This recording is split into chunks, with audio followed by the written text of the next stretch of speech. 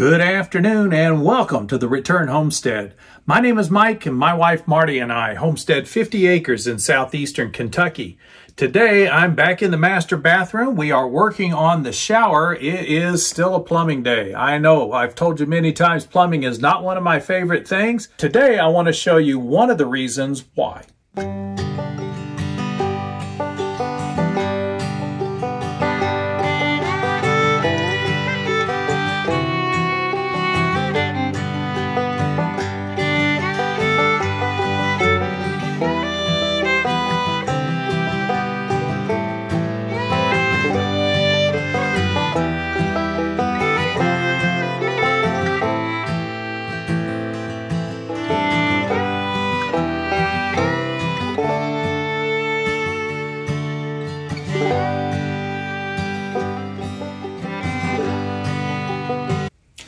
So we need to get the plumbing installed for the shower. I have been working on putting in the water lines. We got all of the new water lines installed and had an immediate problem. And I'm going to go over exactly what that problem was and what we're doing to fix it. And it was the effort to fix it that I want to talk about today, because plumbing supplies have become very difficult to manage. It's gotten much more difficult in the last few years for the big box stores to maintain a proper inventory of the necessary parts. When the first Lowe's and Home Depot started spreading around the country, I remember the conversation was almost entirely focused on plumbing, because plumbing was manufactured by local companies that provided a small level of service in a small area, but that meant that geographically plumbing was handled very differently area to area.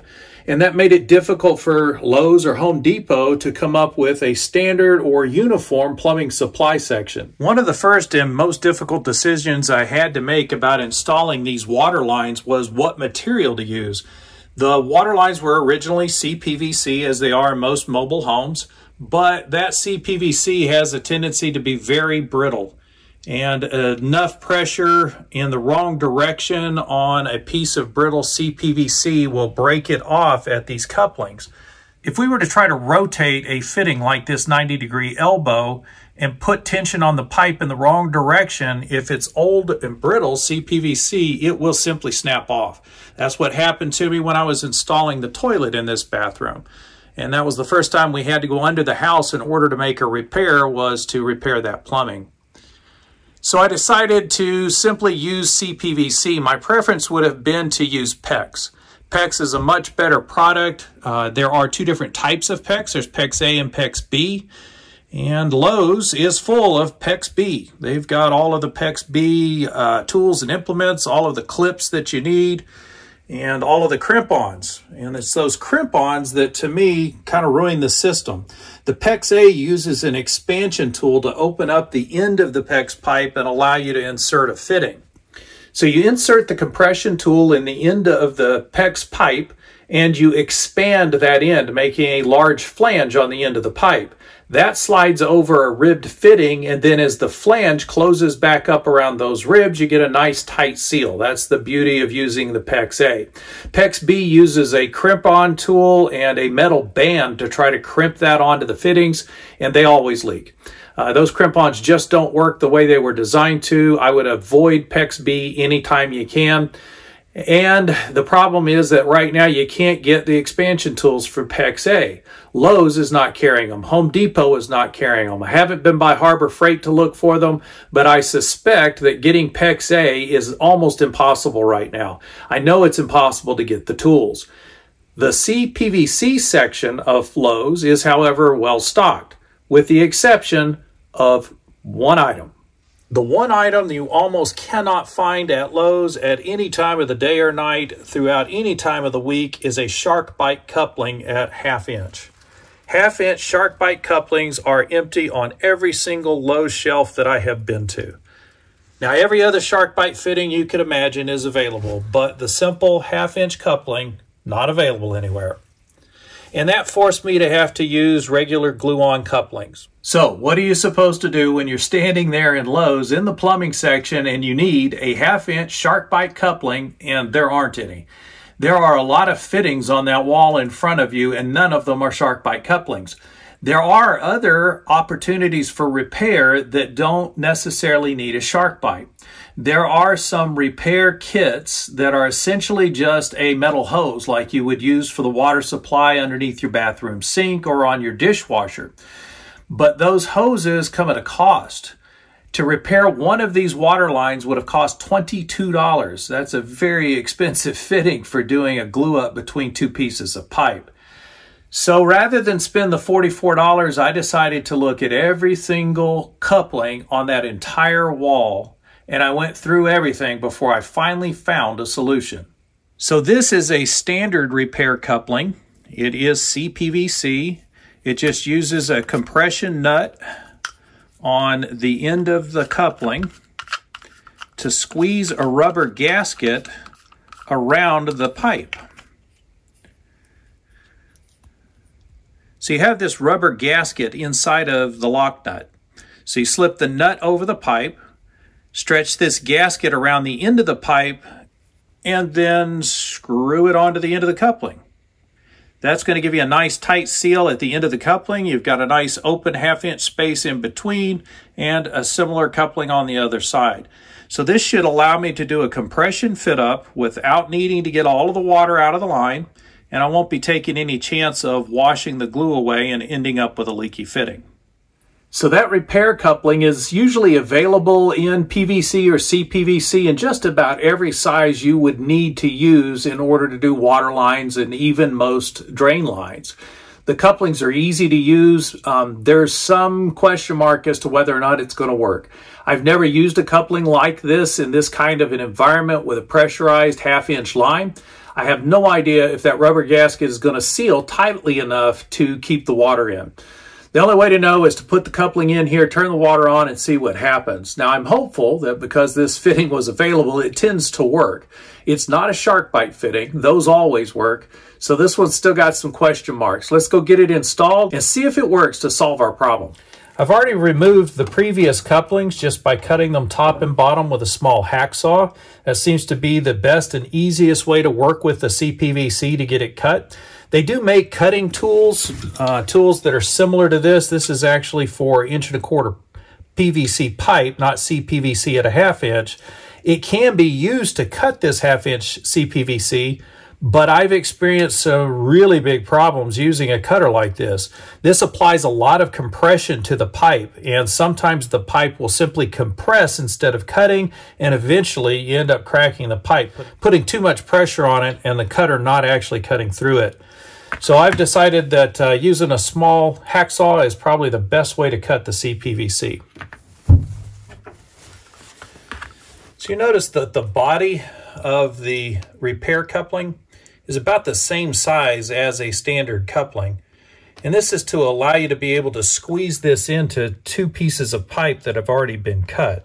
So this will allow us to slip in between these two pieces of pipe. I do have a little bit of flexibility, so there is some room to move these pipes around to get them to fit. But the only thing I can really do at this point is to go ahead and get these things on here and see if they stop the water for us.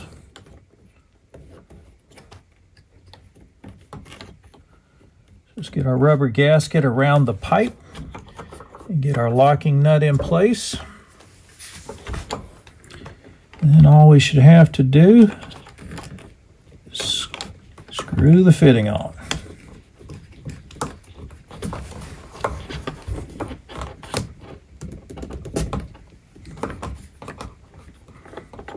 Now you notice that slides on very far. In fact, I could push this pipe all the way through the fitting. So that really does help out if the pipe is too close together or not close enough together. You can make some adjustments with the coupling itself. It should be sufficient to allow you to make the repair here. So we'll unscrew the other side. Grab our gasket off. Put the nut over the pipe.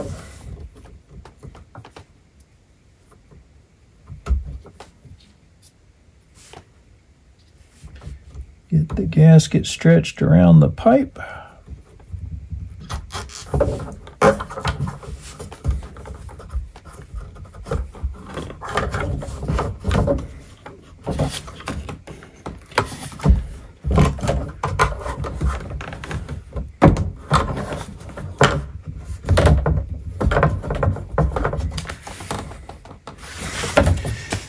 When you're doing work like this, try to use your head for more than a hat rack. I probably should have put the fitting on this pipe first. That's going to be really tight to do that fit up over there.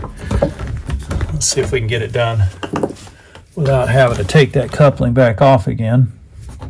This was only slightly less expensive than the shark bite couplings. The beauty of the shark bite couplings, if I had gotten those, is we'd be done already. This is not hard to do if you've got the shark bites handy. Making these connections is a piece of cake. But right now, just because of the way I'm having to push on these pipes, I'm running a risk of snapping this CPVC. This is not ideal. And it's also one of the problems you can have with the shark bite fittings as well. You do have to press down on those fittings a significant amount. You're supposed to be seating the pipe completely inside of the fitting, which usually is about an inch worth of penetration. And often it can be very difficult to get that last, I don't know, quarter inch or so. And it's that last quarter inch that matters. If you're short a quarter inch on seating a shark bite fitting, you can rest assured it will leak. As long as they're seated completely, those things just don't leak. They just work all the time. Hopefully this type of fitting will prove as reliable. So I'm just pushing that down on the bottom pipe to make a little extra room for me to make the connection to the coupling.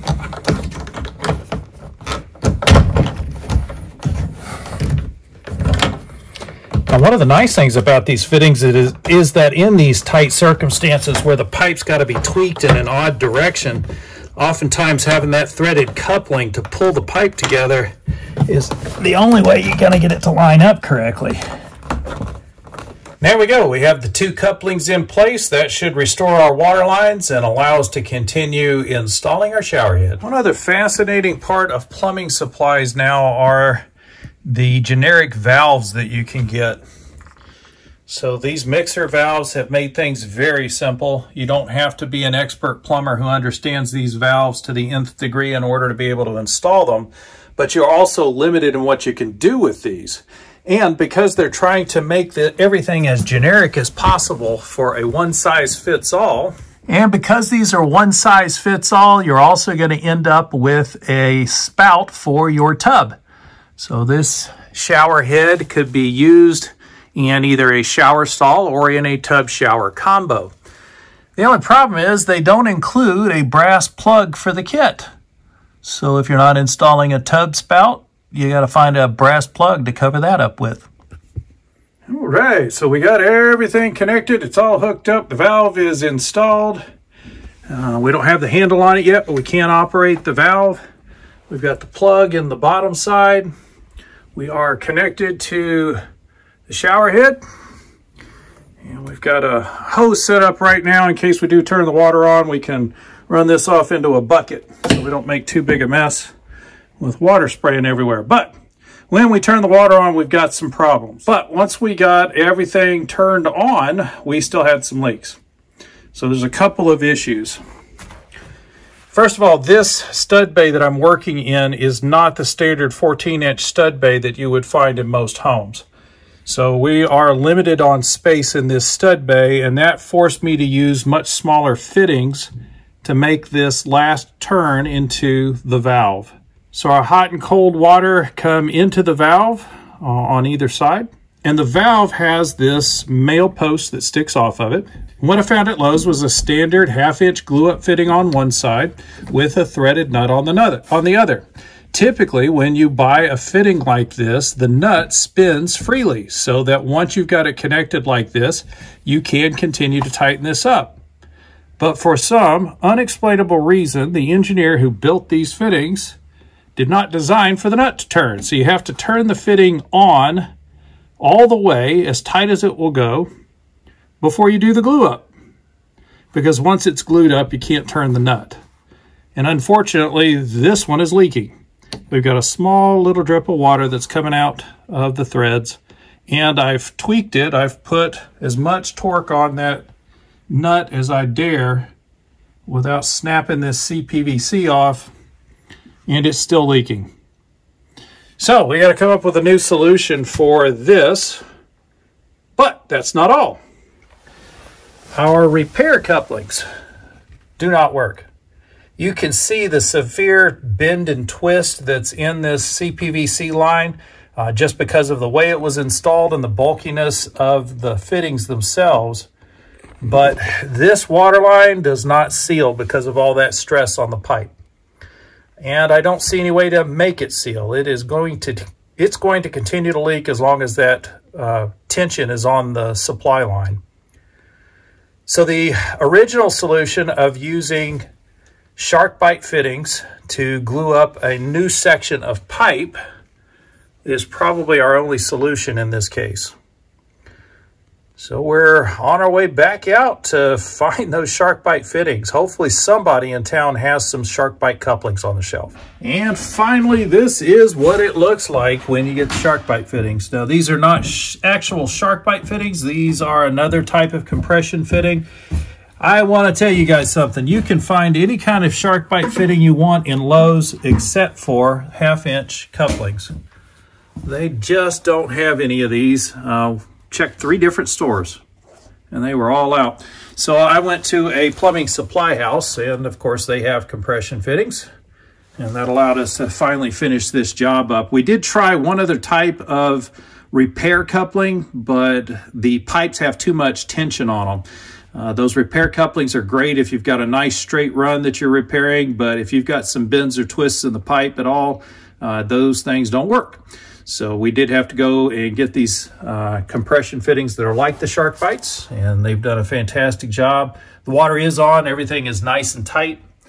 We also had to rebuild all of these pipes because nothing lined up correctly once we switched out the fittings. So this has been completely rebuilt. We are sealed all the way to the top. Everything's good to go. And this little project has actually taken well over a week for us to complete. Rebuilding this water line should be a simple thing to do. I had intended to switch over to PEX, but making the transition to PEX was going to cost more money than we had to put into this project. So we stuck with the CPVC. It's relatively inexpensive. It's simple enough to cut and to glue this stuff up. So I figured we'll go ahead and use it. The water lines should be fine. The older CPVC does get brittle over time. I don't think the newer stuff is going to have that problem.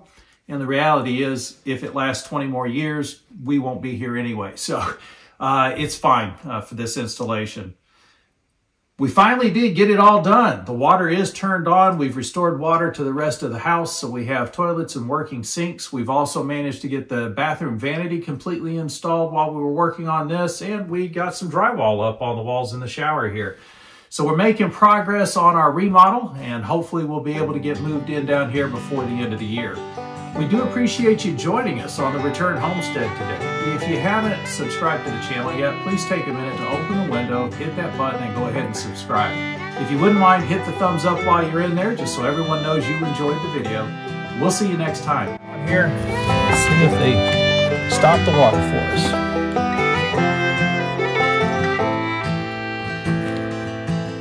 Just put our rubber gasket around the pipe. Get our locking nut in place.